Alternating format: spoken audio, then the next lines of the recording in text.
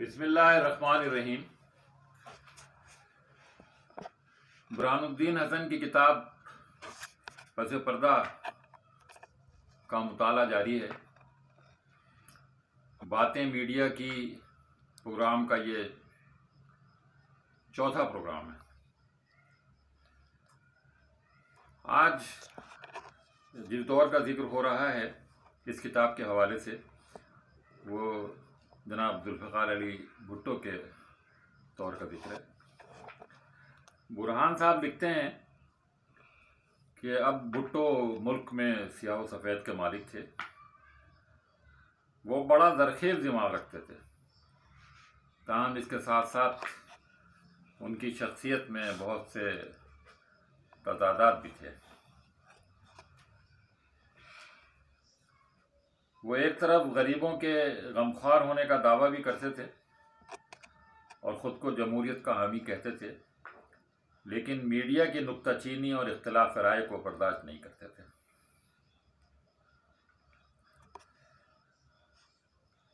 ان تمام بشری کمزوریوں کے باوجود وہ ایک طلسماتک شخصیت کے مالک تھے اور عوام کے دلوں پر چھا جانے والے جادو بیان مقرر تھے۔ چنانچہ لوگ ان کے وعدوں پر یقین کر لیتے تھے۔ ان کے دور میں ٹیلی ویژن کو جس طرح اپنی امیج بلڈنگ کے لیے استعمال کیا گیا اور اپنے مخالفین کے پروپیگنڈے کے لیے استعمال کیا گیا، برہان صاحب نے اس پر کافی تفصیل سے روشنی ڈالی۔ وہ لکھتے ہیں کہ پیپلز پارٹی کے منشور میں جو سن 1968 میں منظر عام پر آیا تھا، یہ عہد کیا گیا تھا کہ وہ برسر اقتدار آنے کے بعد نیشنل پریس ٹرسٹ توڑ دیں گے، صدر ایوب کے نافذ کردہ تمام پریس قوانین بھی ختم کر دیں گے، ڈیفنس آف پاکستان رول بھی ختم کر دیں گے۔ مگر ایسا کچھ نہیں ہوا، بلکہ ان کے دور میں مزید سختی کے ساتھ یہ قوانین نافذ کیے گئے۔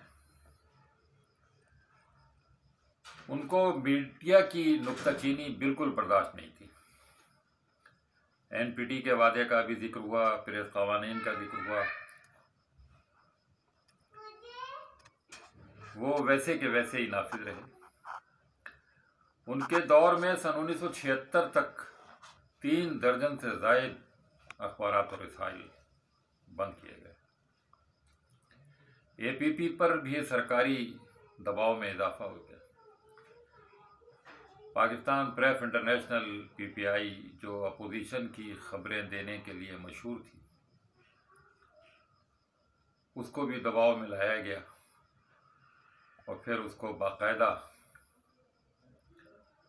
ایک پرائیویٹ پارٹی کو دلوایا گیا تاکہ وہ اپوزیشن کی خبریں دینا بند کر دے اور بھٹو صاحب کے امیج بنانے کا کام کرے۔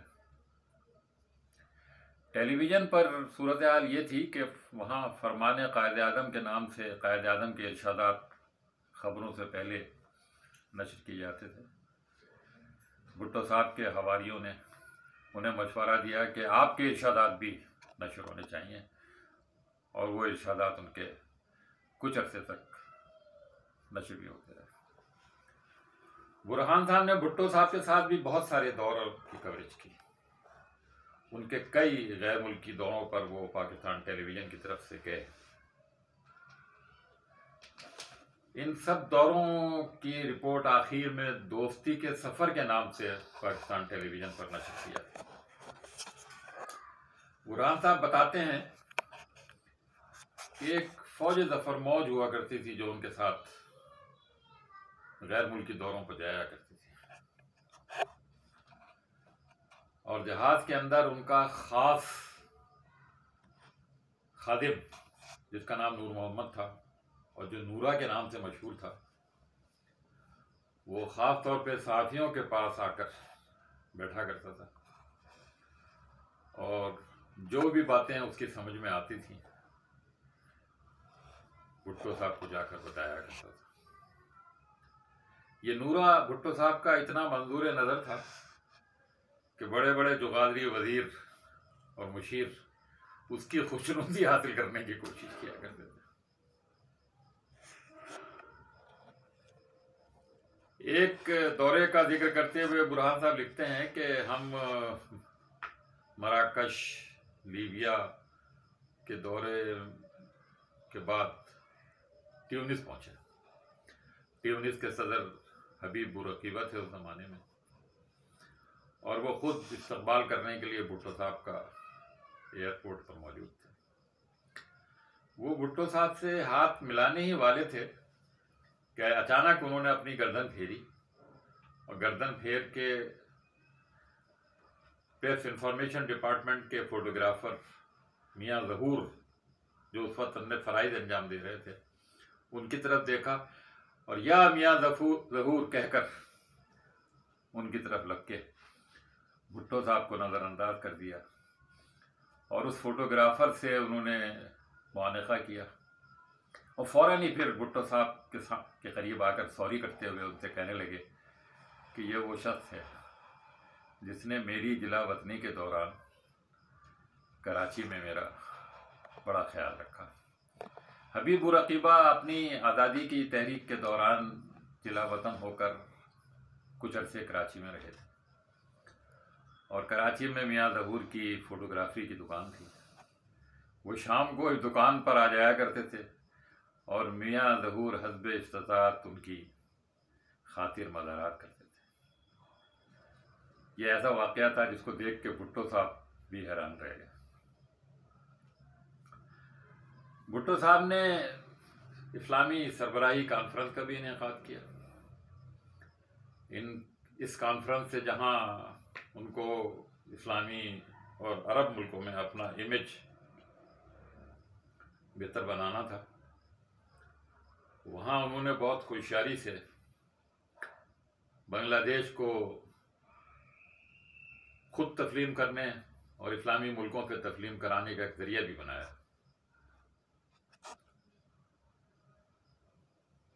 اس کے بعد وہ ایک دورے پر ڈھاکہ بھی گئے، برہان بھی ان کے ساتھ تھے۔ اس دورے میں بھٹو صاحب فیض احمد فیض کو بھی اپنے ساتھ لے کر گئے تھے۔ یہ وہی فیض احمد فیض ہیں جنہوں نے وہ اپنی مشہور نظم کہی تھی، خون کے دھبے دھلیں گے کتنی برساتوں کے بعد، ہم کے ٹھہرے اجنبی کتنی مزاراتوں کے بعد۔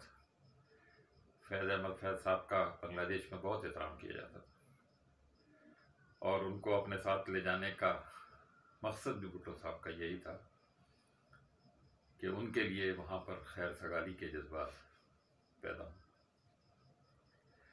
وہاں ایک تقریر کے دوران بھٹو صاحب نے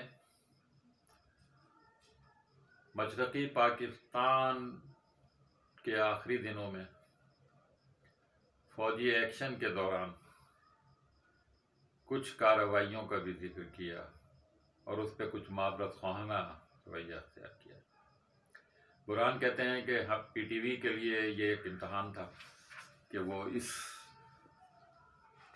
حصے کو کس طرح کور کرے۔ دورے میں ان کے ساتھ ان کے مشیر اطلاعات بھٹو صاحب کے یوسف بج بھی تھے۔ برہان کہتے ہیں ہم نے ان سے مشورہ لینے کی کوشش کی کہ آپ بتائیں کہ کیا کریں۔ اس موقع پر انہوں نے وہی کچھ کیا جو ایسے مشیر اور وزیر کیا کرتے ہیں۔ جب پھنسنے کا موقع آتا ہے تو ساری ذمہ داری ریڈیو اور ٹیلی ویژن کے ذمہ داروں پر ڈال دی جاتی ہے۔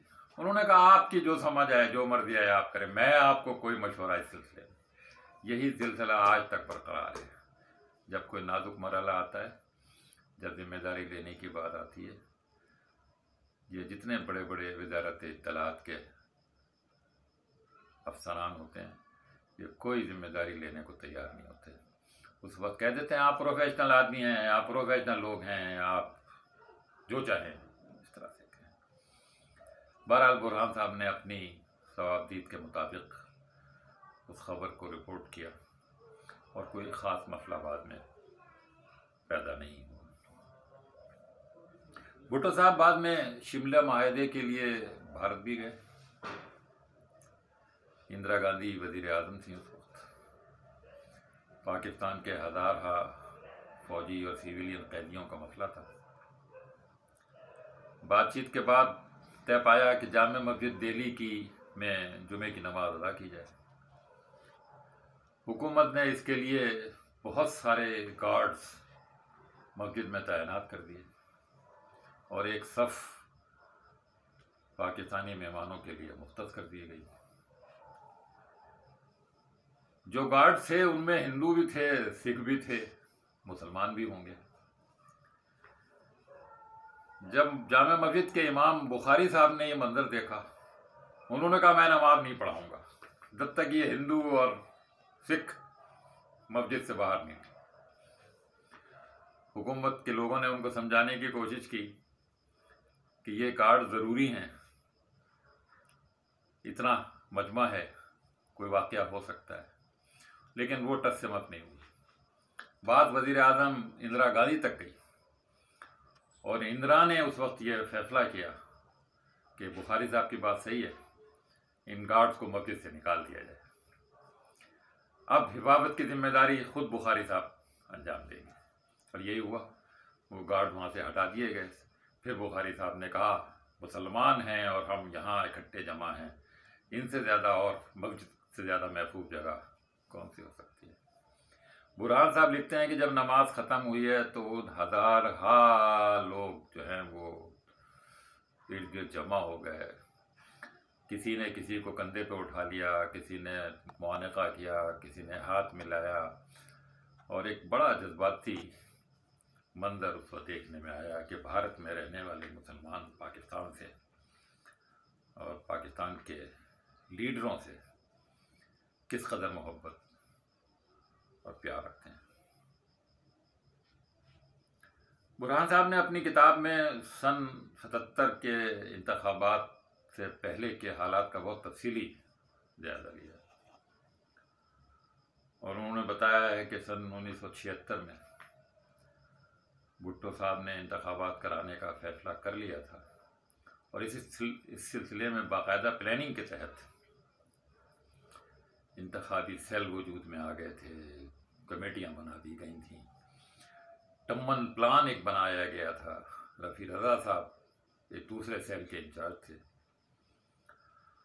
اور جس طرح سے وہ انتخابات ہوئے اور پی این ایم جو مقابلے میں آ گئی، جس کا بھٹو صاحب کو بالکل اندازہ نہیں تھا کہ یہ مخالف جماعتیں اس طرح سے متحد ہو جائیں گی. پاکستان قومی اتحاد کے نام سے ایک اتحاد وجود میں آ گیا. بھٹو صاحب اتنے گھبرائے ہوئے تھے کہ انہوں نے کہہ رکھا تھا کہ آپ لوگ اپنی خبروں میں ریڈیو اور ٹیلی ویژن والے اور اخبارات پاکستان قومی اتحاد نہ کہا کریں، بلکہ اسے کہیں مختلف جماعتوں کا اتحاد، کبھی کہیں 9 ستاروں کا اتحاد. اتنا پروپیگنڈا پی این اے کے خلاف شروع کر دیا گیا. جس انتخابی سیل کا ذکر ہوا ہے، طے یہ پایا کہ اس انتخابات کے نتائج پہلے اس سیل کے پاس جائیں گے. اس زمانے میں ریڈیو پاکستان سب سے مؤثر ادارہ تھا، دوسرے نمبر پر پاکستان ٹیلی ویژن تھا. طے یہ ہوا کہ اس سیل کے پاس پہلے نتائج جائیں گے، اور ان نتائج کو پہلے نشر کیا جائے گا جہاں پر پیپلز پارٹی کے لوگ بھاری اکثریت سے کامیاب ہوئے ہیں. پی این اے کے لوگ جو کامیاب ہوئے ہیں ان کا اعلان بعد میں کیا جائے گا، تاکہ شروع میں لوگوں کو یہ تاثر ملے کہ بھٹو صاحب اور ان کی پارٹی بھاری اکثریت سے کامیاب ہو رہی ہے.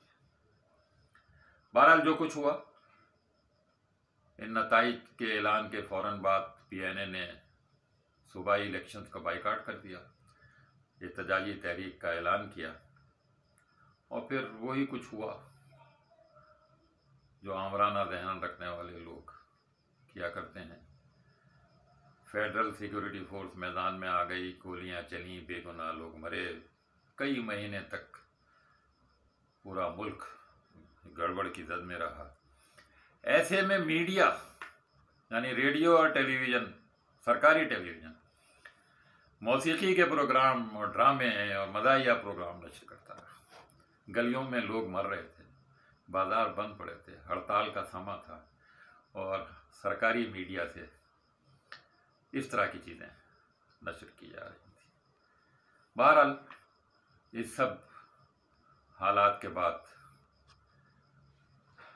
مذاکرات شروع ہوئے، اور انہی مذاکرات کے دوران 5 جولائی کو ملک میں مارشل لا نافذ کر دیا گیا۔ اب مزے کی بات یہ ہے کہ جو سیکریٹری اطلاعات اور بھٹو صاحب کی اطلاعات کی ٹیم یہ سب کچھ کیا کرتی تھی، وہی 5 جولائی کی صبح مارشل لا کی خبر لے کر ریڈیو پاکستان کے اسٹوڈیوز کی طرف گئی تاکہ اسے نشر کرایا جا سکے۔ انہیں یہ تک پتہ نہیں تھا کہ ریڈیو پاکستان کی خبریں کہاں سے نشر ہوتی ہیں۔ وہ سیدھے پشاور روڈ پر راولپنڈی اسٹیشن پہنچے۔ وہاں انہیں بتایا گیا کہ خبریں تو یہاں سے کئی میل دور سیٹلائٹ ٹاؤن سے ہوتی ہیں۔ اب وہ جلدی جلدی وہاں سے سیٹلائٹ ٹاؤن کی طرف بھاگے۔ جب وہاں پہنچے تو خبروں کا بلیٹن شروع ہو چکا تھا۔ اس دوران بھی ریڈیو کے ذمہ دار افسروں کی آپ احتیاط کا منظر دیکھیں کہ ڈائریکٹر نیوز اور ڈائریکٹر جنرل نے صرف مسعود نبی نور کے کہنے پر مارشل لا کی خبر نشر نہیں کی۔ انہوں نے کہا ہم پہلے اس کی تصدیق کریں گے۔ ڈائریکٹر جنرل اجلال حیدر زیدی نے ڈائریکٹ جنرل ضیاء الحق سے بات کی۔ جب انہوں نے اس بات کی تصدیق کی، پھر وہ یہ خبر بلیٹن میں نشر ہوئی۔ اور مزے کی بات یہ ہے کہ اس بلیٹن کا 2/3 حصہ بھٹو صاحب کی اس پریس کانفرنس میں مشتمل تھا جو گزشتہ رات انہوں نے راولپنڈی میں کی تھی۔ 2-3 خبروں کے بعد آخر میں یہ خبر نشر کی گئی کہ ابھی خبر آئی ہے کہ فوج نے ملک میں اقتدار سنبھال لیا ہے اور بھٹو صاحب اور PNA کے لیڈروں کو حفاظتی تحویل میں لے لیا گیا ہے۔ ناظرین اور سامعین اکرام، یہ تھی پس پردہ کی تیسری قسط۔ انشاءاللہ چوتھی قسط کے ساتھ پھر حاضر ہوں گے۔ والسلام۔